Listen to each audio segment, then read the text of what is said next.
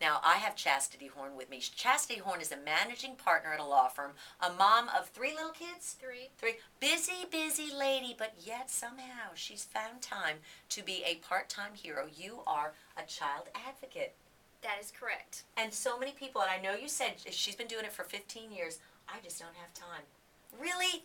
How does she find the time? We all can have time to advocate for these kids. And tell us a little bit about what you do. Sure. I act as a court-appointed advocate for the children who've been removed from their homes due to abuse and neglect. We go in and we are appointed to one case at a time, and that's what makes it so special, is that we're not given files and files and files. We're able to focus on one set of children, whether it be one child or a set of 7 siblings. Wow. But that is one case that we're focused on instead of having to juggle 50 like the caseworkers have to, the attorneys who are appointed.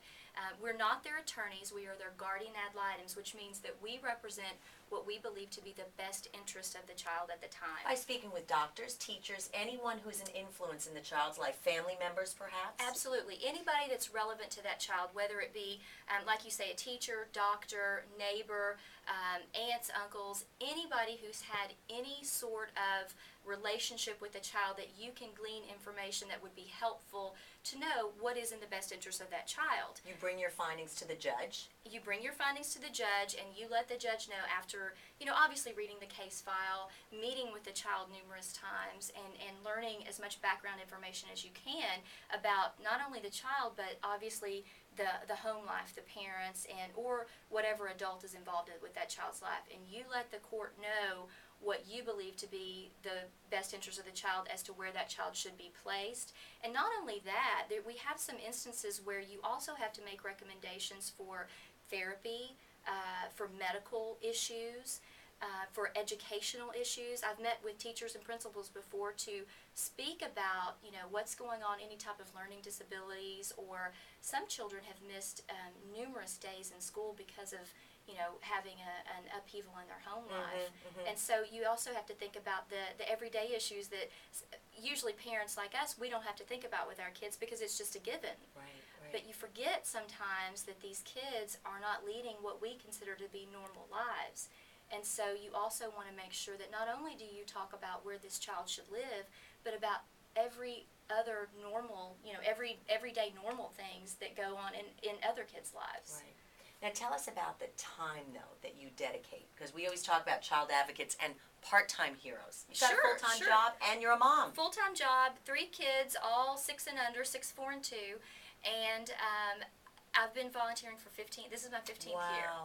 And I started when I was in law school here in Houston because I missed working with kids. I had been a teacher before and saw an ad and thought, hey, let me go try this. Excellent. And have been there ever since and love it, and am a huge proponent of the program. The time constraints, that's the first thing people say, how in the world do you do it? I don't have time to do it. How in the world do you have time? And I always look them in the eye and say, I don't. And you don't.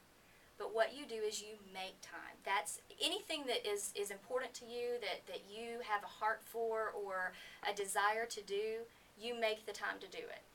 You just do. It's true. It's true.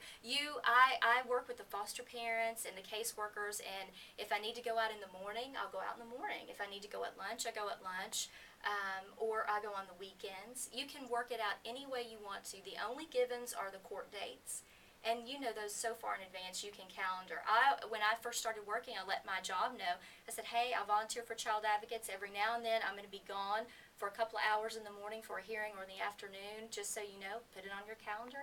And most I can't imagine any employer saying, no, I don't want you to volunteer. Absolutely. We have so many people who are so supportive, so many companies and firms that are so supportive of child advocates that I can't imagine any employer saying, oh, no. Honor to have you as a worker there. Chastity Horne, a child advocate. You can be one too. Just check out the website, childadvocates.org.